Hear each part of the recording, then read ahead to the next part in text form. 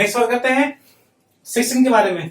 तो यहाँ पे कंपाउंड दिया हुआ है, उसको H2/PD के साथ रिएक्ट करवा रहे हैं। तो पूछ रहा है कि product of the wave reaction will be, ठीक है। 4 ऑप्शन है हमारे पास, ठीक है।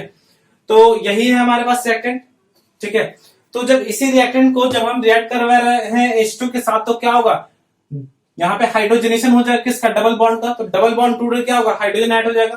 तो एक तो हमारा क्या हो जाएगा, एक तो यहाँ पे हाइड्रोजन ऐड हो जाएगा और एक हमारा क्या होगा, यहाँ पे हाइड्रोजन ऐड होगा, और ये वाला जो पार्ट है ये वाला क्या हो जाएगा, ये टूट जाएगा, ठीक है। जब टूटे कंप्लीटली तो प्रोडक्ट जो बनेगा हमारे पास इधर ये बन सकता है या फिर ये बन सकता है, ठीक है। कहने का मतलब क्या हो रहा है कि इधर एक बार ये वेज पे हो सकता है या फिर एक बार ये डैश पे हो सकता है, ठीक है। वेज डैश वाला कंसेप्ट आ जाएगा कि इसी को हम क्या दिखा दे, एक बार हाइड्रोजन को ऊपर दिखा दे, एक बार हाइड्रोजन को नीचे दिखा दिए, ठीक है। तो आज उसको वेज पे भी लिख सकते थे, डैश पे भी लिख सकते थे, ठीक है। तो सिंपल है। तो बस यहाँ पे क्या करना है कि यहाँ पे ये देखना है कि इन दोनों में रिलेशन कौन सा होगा। तो क्या ये दोनों एक दूसरे का मिरर इमेज है, नहीं। जब मिरर इमेज है ही नहीं तो यहाँ पे क्या होगा, रेशो मिक्सचर तो होना ही नहीं है, ठीक है। यहाँ पे ध्यान देना है कि क्या ये मेसो होगा, तो इन दोनों के बीच में कोई मेसो हो रहा है क्या, नहीं, इन दोनों के बीच में तो मेसो नहीं होगा।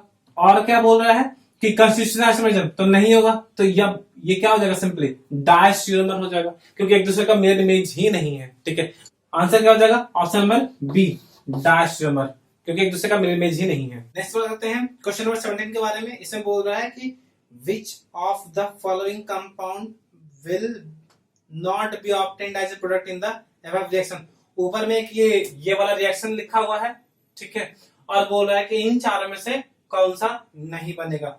ये थोड़ा ठीक ठाक क्वेश्चन है, इसको देख लेते हैं, ठीक है। तो इसे समझना पड़ेगा। तो जैसे Br है, ठीक है, Br2 वो किसके प्रेजेंस में हो रहा है, 300 डिग्री सेल्सियस, मतलब कि हाई टेम्परेचर। तो ध्यान रखना है कि हाई टेम्परेचर हो या फिर HNu हो, ठीक है, या फिर NBS हो जाए, ठीक है। तो ये सारे केसेस में, या फिर H2O2 हो जाए, तो इन सारे केसेस में क्या होगा, फ्री रेडिकल रिएक्शन होते हैं। क्या होते हैं, फ्री रेडिकल रिएक्शन, मतलब कि फेवरेबल सब्स्टिट्यूशन होगा। तो यहां पर हम देख रहे हैं कि इसमें क्या होगा, तो ये जो Br है वो आइदर इसके हाइड्रोजन को या फिर इसके हाइड्रोजन को या फिर इसके हाइड्रोजन को क्या करेगा, रिप्लेस करेगा, सब्स्टिट्यूट करेगा, ठीक है। ध्यान रखना है, इसके हाइड्रोजन सब्स्टिट्यूट नहीं करेगा, ठीक है। आइदर इसके या फिर इसके, आइदर अल्फा पे या फिर बीटा पे या फिर गामा पे, बट इस पे नहीं करेगा, ठीक है ना। तो अल्फा या बीटा पे ही करेगा। तो हम पॉसिबल ऑप्शन देखते हैं कौन कौन सा बन सकता है। तो जब ये Br2 इसके हाइड्रोजन को रिप्लेस करेगा, तो जब इस साइड से रिप्लेस करेगा तो Br यहां पे हो जाएगा, ठीक है, और यहाँ पे क्या रह जाएगा, हाइड्रोजन हाइड्रोजन, यहाँ पे हाइड्रोजन। तो ये क्या हो जाएगा, इसको CH2 लिख सकते हैं सिंपली। तो जब इसको CH2 लिख देंगे यहाँ पे, ठीक है, तो ये कौन सा ऑप्शन दिख रहा है मेरे को ये वाला ऑप्शन दिख रहा है। तो इसका मतलब कि बी तो बन रहा है, ठीक है। अब बात करते हैं कि Br को इधर ना लिख करके Br को हम क्या करते हैं, इधर लिख देते हैं, ठीक है, और हाइड्रोजन को यहां लिख देते हैं। तो क्या ये दिख रहा है, तो ये ऑप्शन ए में मेरे को दिख रहा है कि हाँ ये भी बन रहा है, ठीक है। नेक्स्ट बात करते हैं कि यहां पे इस बार Br के इसको नहीं, यहां पे इसको हाइड्रोजन दे देते हैं, और यहां पे इसके हाइड्रोजन, यहां पे जो हाइड्रोजन था ना, इन दोनों में से किसी एक को रिप्लेस करते हैं। तो मान लिया जाए कि इसको रिप्लेस कर दे Br से, तो क्या ये वाला पार्ट मेरे को दिख रहा है, ठीक है। तो क्या ये वाला पार्ट मेरे को दिख रहा है, तो हाँ मेरे को ये दिख रहा है। इसको हम लोग सिंपली यहाँ पे कैसे लिख सकते हैं, इसको CH2 भी तो लिख सकते हैं ना। तो ये वाला पार्ट मेरे को कहां पे दिख रहा है, C में दिख रहा है, मतलब कि ABC बन रहा है, ठीक है। नेक्स्ट जो ऑप्शन है वो कौन सा है, D। तो D में मेरे को दिख रहा है कि यहाँ पे क्या किया है, इसके कॉन्फिगरेशन को चेंज कर दिया है, ठीक है। तो Br का जो कॉन्फिगरेशन चेंज करे, तो Br का कॉन्फिगरेशन चेंज तो होगा नहीं, क्योंकि इस वाले कार्बन के ऊपर तो कोई रिएक्शन ही नहीं हो रहा है, ठीक है। और ये वाला ब्रोमीन तो पार्टिसिपेट ही नहीं कर रहा रिएक्शन में, तो इसका मतलब ये नहीं बनेगा। तो आंसर क्या हो जाएगा, डी, ठीक है, आंसर डी। तो क्वेश्चन 18 में बोल रहा है कि following are the structure of 4 isomers of hexane among the name given below which correctly identify the 5th isomer, ठीक है। तो 4 आइसोमर दिया हुआ है और पूछ रहा है कि और कौन सा होगा, ठीक है। तो 4 आइसोमर्स कौन कौन से दिए हुए हैं, ये 4 आइसोमर्स हमारे सामने गिवन है। अब मेरे को पता है कि हेक्सेन में कितने होते हैं, 5 आइसोमर्स होते हैं। तो 5 में से 4 दिया हुआ है, तो 5वां कौन सा गायब है, तो 5वां ये वाला गायब है, ठीक है, ये वाला मिसिंग है।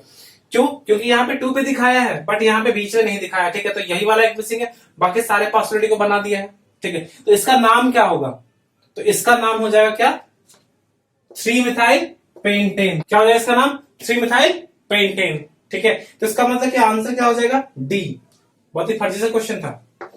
ठीक है, तो अब बात करते हैं क्वेश्चन नंबर 19 के बारे में। Which of the following describe the best relationship between the methyl group in the chair conformation of the substance shown below. ठीक है, चार ऑप्शन है, trans, anti, gauche and eclipse. ठीक है, तो जो कंपाउंड दिया हुआ है वो ये है।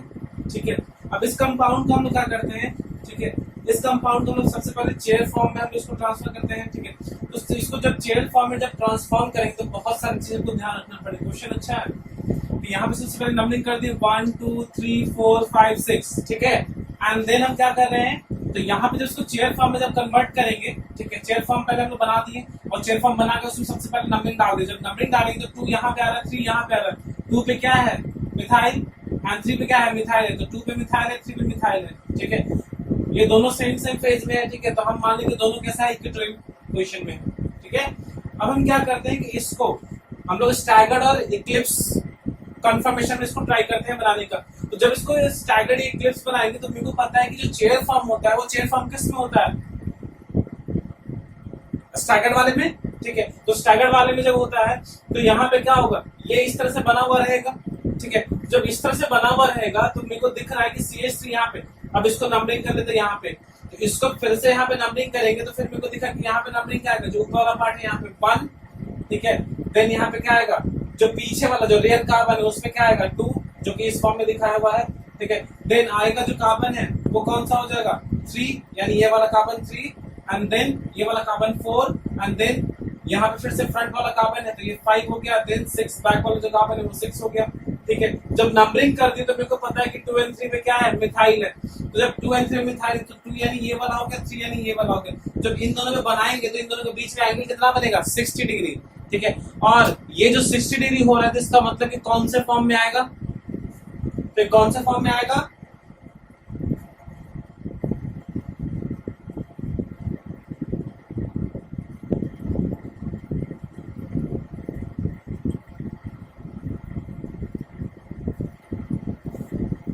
तो ये कौन से फॉर्म में आएगा, तो ये आएगा गॉच फॉर्म में। ठीक है, कौन सा फॉर्म, गॉच फॉर्म। ठीक है, ध्यान रखना। तो नेक्स्ट बात करते हैं क्वेश्चन नंबर 20। इसमें बोल रहा है compare the stability of the following two compounds A and B.